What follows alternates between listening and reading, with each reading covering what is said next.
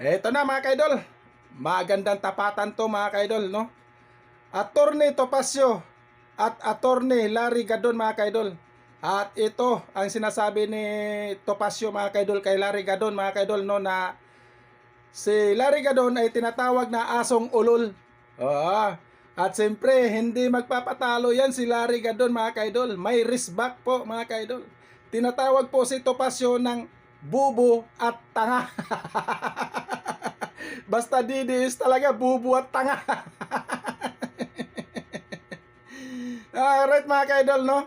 Yan ang tinatawag po si Topacio ni Larry Gadon ay bubo at tanga. Dahil alam nyo kung bakit mga kaidol, no? Bubo at tanga talaga si Topacio. Sana yung mga kliyente niya.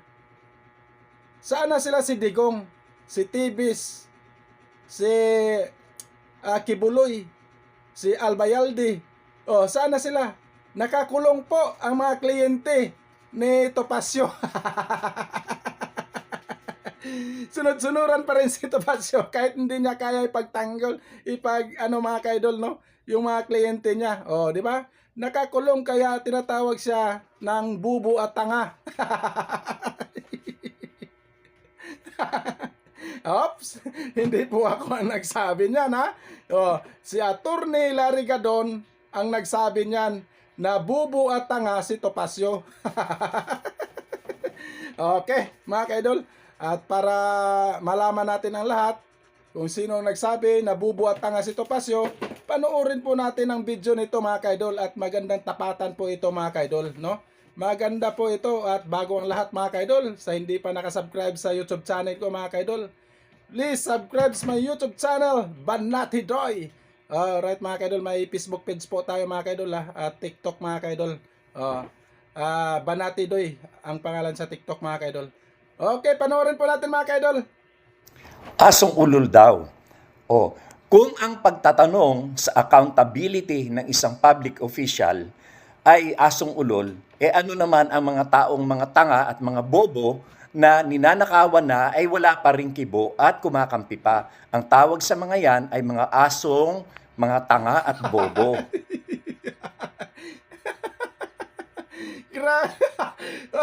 Teka lang. Grabe to mga kaidol, no? Grabe. Tapatan po ni Topacio at kay Larry Gadon mga kaidol, no? Sino ngayon ang bubo at tanga? Kawawang nila lang to si Topacio mga kaidol, no? Asong ulol daw si Larry Gadon, pero siya naman bubo at tanga. Sana yung mga kliyente ni Topacio mga kaidol, no? Nakakulong po lahat ang kliyente ni Topacio. Kaya bubo at tanga pa rin siya mga kaidol, di ba? Nakakaya talaga 'tong mga Didi shit na 'to, no? Basta Didi is bubo at tanga. Panoorin natin. Saan napunta yung confidential funds na winaldas ni Sara? Di ba?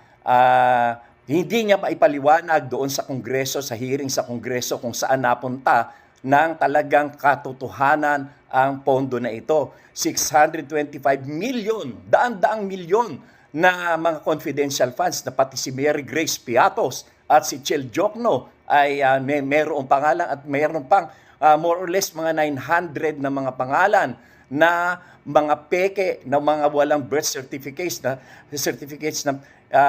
in-issue ang PSA.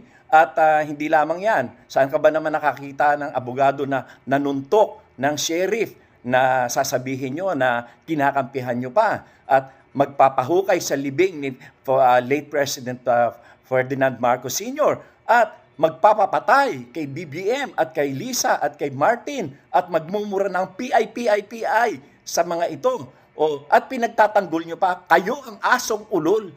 Hindi lang ulol, mga bobo, mga tanga, mga estupido, saksakan kayo ng bobo. Ang hinahanap ko ay accountability, public accountability for public trust. Kayo naman, kampi lang kayo ng kampi kasi mga tanga at mga bobo kayo. Yan si Atty. Ferde Topacio, kaibigan ko yan.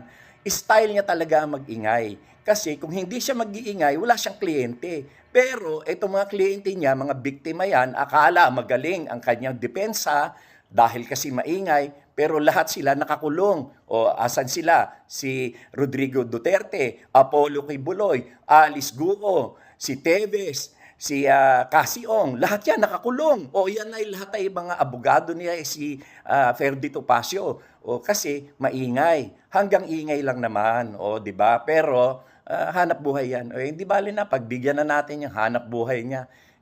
Nag-iingay yan kasi ako sikat. Kaya tinitira niya ako para sumikat siya. Dahil siya naman ay sikat lang sa pagiging maingay. Pero walang katuturan at lahat naman ng kliyente niya na mga pinagmamalaki niya, mga nakakulong. Nako, hindi kaya nito pasyo si Larry Gadon mga kaidol, no? Lahat na nandyan mga kaidol, binanggit ni Larry Gadon. Oh, siya yung asong ulol. Hindi lang asong ulol, kundi bubo at tanga. Ang sakit nun. Ay, grabe to, no?